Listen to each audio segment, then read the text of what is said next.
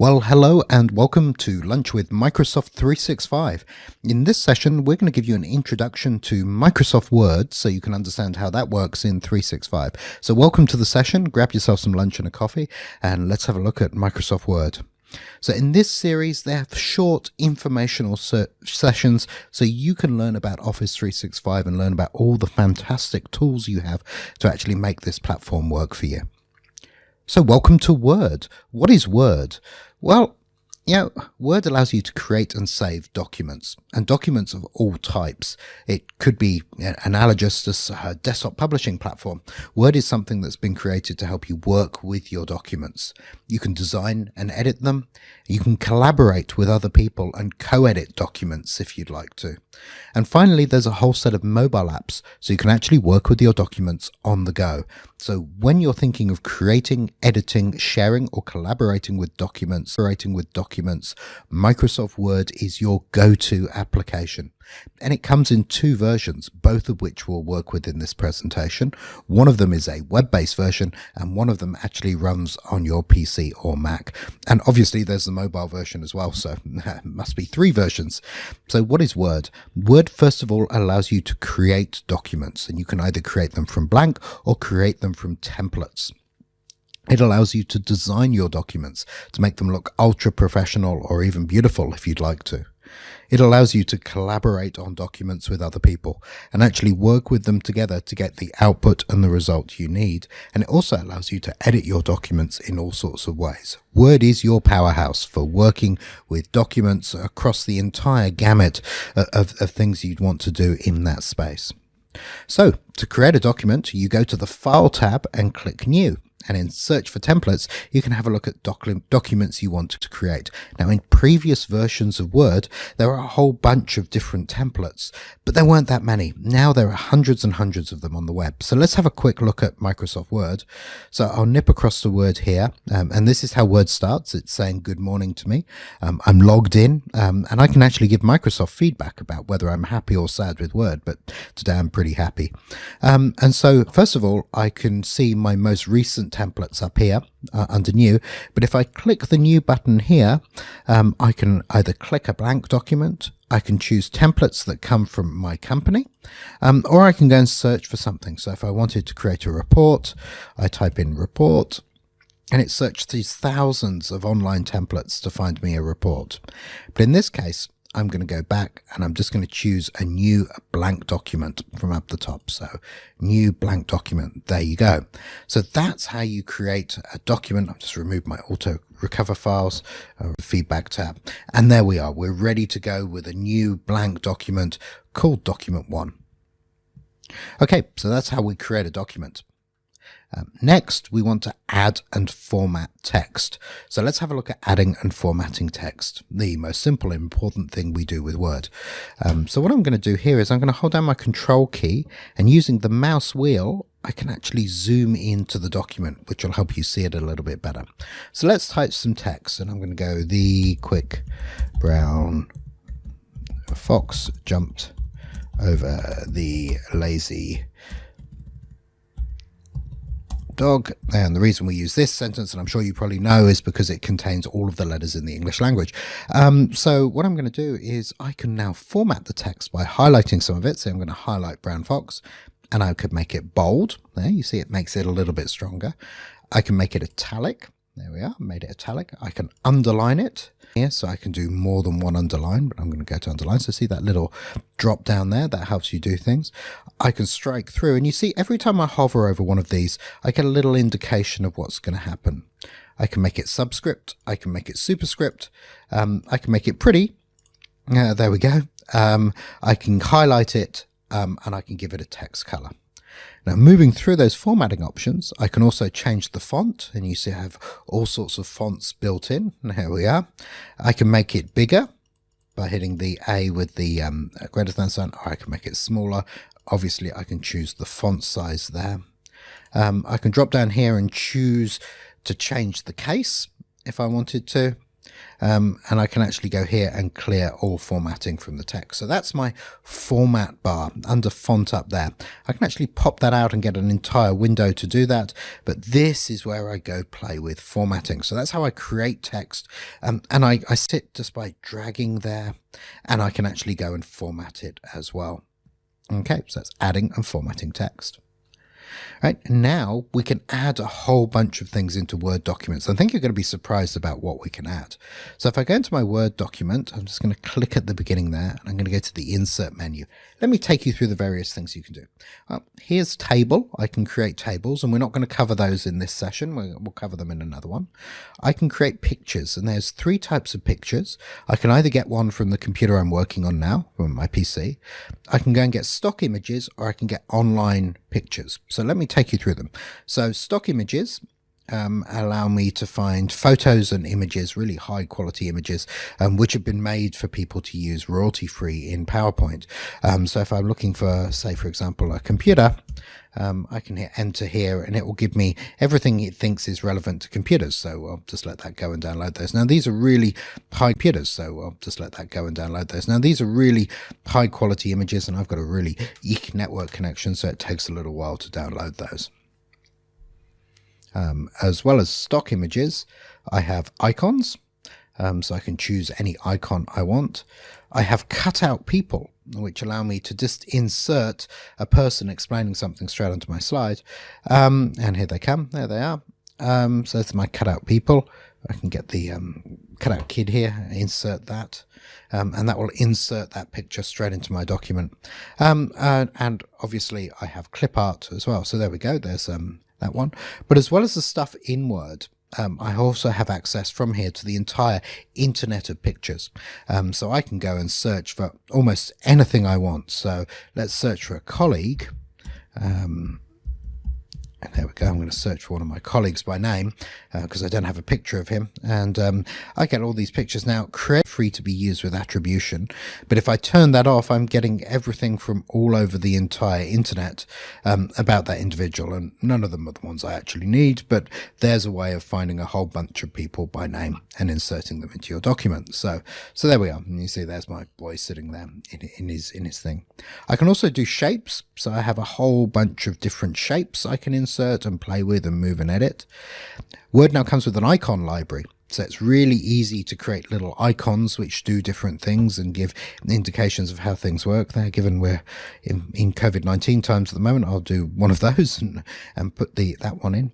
I've also got the ability to add 3D models. So there's a whole bunch of 3D models available, which you can put in, rotate, move, hover over things, etc. So I'm not going to download one of those at the moment, but they're certainly there. I can then create smart art, which is smart graphics, which grow and shrink depending on your data. So here's some smart art. The little left button, it gives me a bullet point list, so I can go and just type things into it. And it will actually format those and make those work as I type the data in. So really easy way of creating really great, infographics, etc. I can also put in charts, and charts allow me to do all sorts of different charts based on data. And finally, I can actually put in a screenshot. So that will actually grab my computer, clip it and put it straight into the document. So really, really cool way of making things happen. I can also add content from files, and that will go and grab information from what I'm working on and insert the content into it. So lots with that insert menu. So you can insert pictures, shapes, smart art, and more. Next, saving. The important thing to think about saving is we don't save to our PC anymore. Right? We need to save everything we do to the cloud. Not only does it back it up, but it means we can share it and collaborate. Back it up, but it means we can share it and collaborate with others, and we can get to our files from everywhere. So we've got a couple of places we can save to. We can save to our personal OneDrive, or we can save to our corporate one if we're running Office 365. Let's go into Word. If I go File, Save As, I have my OneDrives appearing here. So I have my corporate OneDrive here, and down here I actually have my personal OneDrive as well, so I can save them in 2 different places. I'm going to save this in my personal OneDrive. I'm going to call it Test1, and I'm going to hit save. What will happen then is the file will be set to automatically save. So every time I change it, it's going to synchronize with OneDrive. So that file's now in the cloud. I can't lose it, and I can't lose my changes. So I have all those great opportunities to make this work. So saving there is really important. So you see, I've saved that to personal OneDrive, and I saved my work files to a company OneDrive. So really simple there. Styles. Styles are really important when we're going to do things like tables of contents and have a consistent look and feel. So depending on the template, you'll have different styles, but let me show how they work. So let's say I want to create a header at the very beginning of this document. We'll call it introduction. There we go, introduction. Now that's just text at the moment, but what I can do from the home menu is I can choose a style for it. So I'm going to choose heading 1. Right, so that's now set to heading 1. So I can put some text in there. There we go. And now I can put, let's say, a heading 2. And if I go up to styles, I can choose heading 2. Now we only see a few styles there. If I want to see more, I can click here and it shows me all the styles available. But you see, before we couldn't see heading 2, but once I put it in, see heading 3, once I put it in, we can heading 2, we can see heading 3. Styles are useful not just to make sure everything looks really nice, but it inserts a table of contents automatically based on the styles that I put my text to. So really, really important way of getting my document able to be managed and look beautiful and look really professional and have all those important things like contents and references and all sorts of stuff like that. So styles, super important, from the Home tab. So go to the Home tab, choose a style. Next, themes. Themes allowed us to give a professional look to the document, to make it look really nice and cute. So let me find my document here, and I'm going to go to Design and Themes, and there's a whole bunch of different themes available to me. So I'm going to choose Retrospect, and Retrospect, as you see, not only styles my text and my titles, but also goes through and styles my smart art as well. So everything gets this really professional theme across the entire document. So themes are important, and I can go and change things and choose from these different underneath to get different styles and look and feels and views to get it to match not just your corporate style but what you think this document needs to look at. So themes, super important too. Next, spelling and grammar. So I'm going to show you 2 ways to do that today. There's just been a recent update to Word called the editor, which I'm going to show you, but there's also spelling and grammar itself. So let's go have a look at that. I'm going to go into Word, and what I'm going to do is I'm going to, let's do something fun. I'm going to go to the Sydney Morning Herald, which is one of our papers here in Australia. I'm going to go and grab some text out of there. So let's go and grab this piece of text that somebody's written. All right, so I'll just select that, Control C to copy. Now in Word, if I go to the Home item, I have this thing called the editor. All right, so the editor gives me suggestions on my text. So what I'm going to do here is I'm going to Control V and paste in that text, and then the editor will give us suggestions. It will do spelling, grammar, and allow us to refine it for clarity, conciseness, formality, punctuation, and vocabulary. And so here it's found this job seeker thing. If I right click, it allows me to choose different spelling. I can go here and have a look in the editor of which things are wrong. I'm going to say, I'm going to turn that to job seeker. I'm going to add labor to the dictionary. And I'm going to ignore. So the editor actually allows you to see how good your document is, and you can refine various things around it depending on how you've written it. Obviously it's written quite well, so I don't have a lot of things to refine, but the editor is a new way of editing spelling and grammar in your document, and it's based on artificial intelligence, and it's super powerful. So if you're writing a document, make sure you keep the editor open so you can see what you need to change and what things you need to update. Awesome. Okay, that's the editor. So spelling and grammar work in the editor. Next, if we want to replace text, we can use find and replace. Now, the way they work is I go to Home and I go to Replace over here on the right. And this allows me to replace, let's say, job seeker with blobby. And that will replace it across my entire document. There we go. It's replaced it twice.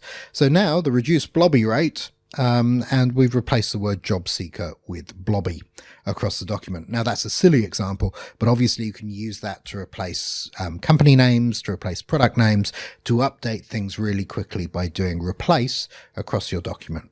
You can also do find, which allows you to find, and there's a fairly complex advanced find on that. And that, which allows you to go and find various bits and select them in your document. Okay. Next, share your document. Okay, let me show you how to do that. If I want to share my document with somebody, I go File, Share. Right, and what share will do, if you haven't uploaded it to OneDrive, it will ask you to upload it to OneDrive. Once you've done that, it will come up and you can start choosing how you send it. So I'm going to send a link. I'm going to send it to myself.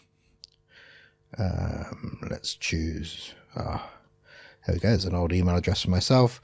I can say you're allowed editing. I can say when you have to stop editing by. I can put a password in it if I want to. And I can send that directly from here, or I can copy the link and put it into my email software. So lots of options there. I can also send a copy as a Word document or a PDF. Things I can do with sharing, but sharing's really important because sharing allows you to co-edit a document. So if you've got a document open, you shared it with someone and they open it together. If you both open it in Word in the web, and I'll show you how to do that in a second, you can see real-time changes. So let's go across back to here. And if I go to portal.office.com, that will go log me into Office 365. Here we go. And once I'm logged into Office 365, once that just loads itself, you see I have lots of options down the left-hand side. This is Word Online. Word Online allows me to do almost all the things I can do with Word on the desktop, but through a browser. And the collaboration part of working with Word works far better in your browser rather than actually trying to use it through the desktop version of Word So important there, here comes Word. When you're collaborating with someone with a document, you use the web version. Now, don't be scared. It's going to look exactly the same as the version we've worked through, just another different way of getting to your document. And remember, the web version will work anywhere where you have a web browser. It doesn't have to work just on your PC. So lots of freedom now with documents. Okay, tracking and reviewing changes. So to track and review changes, we go into Review. We choose Track Changes. And if I start typing here, you'll see I get a little red line on the left, which is showing me that a change has been made. If I go and show everything that's changed, it will show what was changed, when it was changed, and who changed it. I can actually go through the changes in my document and accept it and move to the next one. Right, so there's now no more changes.